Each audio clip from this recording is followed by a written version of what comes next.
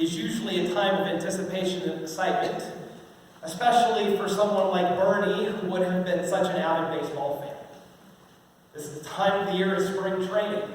We're just a couple weeks away from what was supposed to be opening day at Coors Field. We're adorned in Rockies purple here today, both the color of the season of Lent, but the color that many of our loved ones probably are really excited to be wearing in a few weeks. But we all know in the last 48 to 72 hours, our world has changed quite a bit. And we got the news recently that Coors Field is going to be empty here in a couple of weeks. The seats will be vacant for at least 2 weeks, perhaps a little bit longer, and there will be a lot of people lamenting and grieving the reality that the players and the excitement that we were all looking forward to, we'll have to wait just a little bit longer for. Now, I've been wondering in these last couple of days with this news what Bernie would have thought of this. Whether she herself would have been in deep grief and lament over this situation, or whether she would have a level of patience and would say, it's going to come, it'll come. But the reality is, just like the seats are going to be empty at Coors Field in a couple of weeks, and the grief and lament that many of us may feel at that, there are a lot of empty places in our lives today, as Bernie is no longer with us.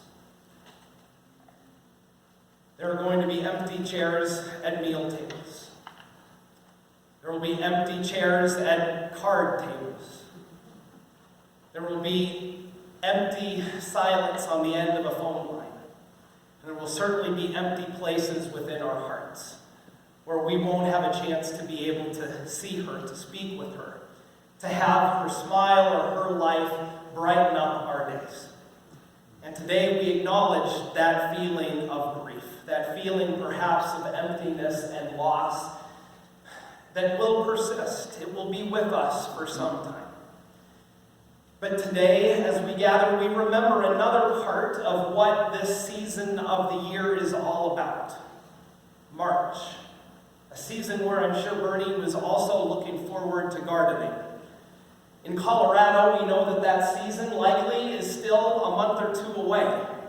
There will still be snow that will come, and there is still barren ground out in the places where flowers are waiting to emerge and grow. And we heard scriptures today of a God who is with us in those dry, barren places in our lives. Today, that place may be a place of grief, it may be a place of anxiety. Whatever that may be for us as we are gathered here today, we celebrate in the words of the scriptures that we heard and the promises that God has always given us as communities of faith, that God is here with us in the midst of these times, comforting us, walking alongside of us, and watering those barren places where seeds are already planted and waiting to grow.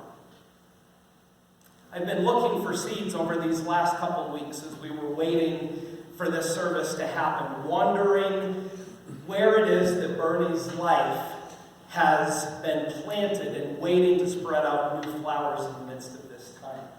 One of those places that I found was in our church files.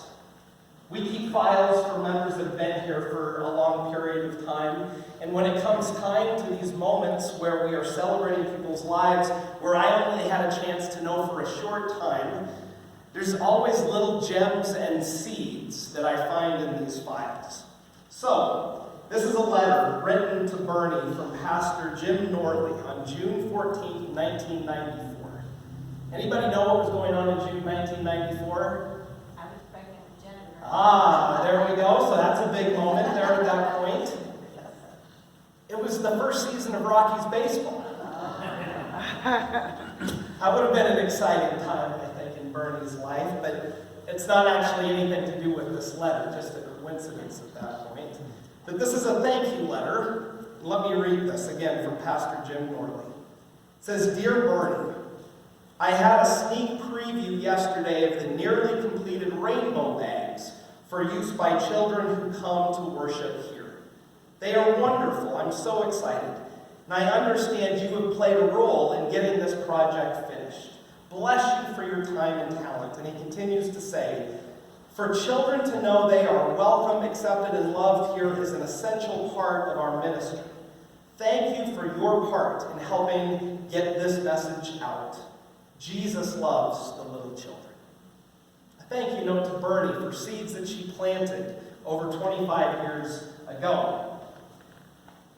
Now here's a bag that we have. These bags still exist here in our worship life. A little over 3 years ago, our congregation didn't know if we were still going to be here. We were on the cusp of potentially closing as a congregation. It was at that time that I began to walk alongside Christ the King. In one of the first weeks that I was here getting to know people, I happened to be with my son Sam, who was 3 years old at the time, and we were pulling up to the subway down at the Bear Valley Shopping Center. And as we were getting out of our car, there was a little white-haired woman. I didn't know her by the name Bernie at that time, but I knew that I had met her and that she looked awfully familiar. And that I knew that I needed to get over and to say something. And she greeted my son Sam really warmly because she recognized us. The gift of the bags that she helped complete here at Christ the King have been bags that my son and new children in the life of our congregation have been playing with over these last 3 years. Seeds that she planted a long time ago that are bearing new life, that are sprouting to be new flowers and gifts of the inclusion of God's love here again today. And on this bag, you'll see, I don't know if Bernie made this bag or not. Her hands may have touched it. But on the back of this bag is our baptismal font, this font that we are gathered around today. And for us as a community, when we celebrate funerals and celebrations of life such as this, baptism is the centerpiece of why we gather. It is the promise made early in our lives, likely when Bernie was a young child herself, that in these waters there was a promise made to God that God's love would always be with her, helping her grow and love other people in her life. And at this time in her death, we celebrate that here in these baptismal waters, her journey has been completed, that she rests secure and at peace in God. And that God will continue to sustain her and grow life even though she is no longer with us today. And it is these waters, mingled with our tears and with God's love, that is continuing to water the seeds that Bernie planted in this life. Each of you today, Bernie's family, friends, congregants, card-playing buddies, each of you have seeds in your hearts that these waters here today and the tears that you may cry will continue to bring about new life. God is working through this moment to bring about new life in you and through you for the sake of the world. Allow those seeds that Bernie planted, watered with God's grace, to continue to grow. And in the season to come, in these days ahead, know that that garden will grow bright, colorful, and that we will remember Bernie when we see those flowers emerge from the ground. May God's grace and peace be with each of you today.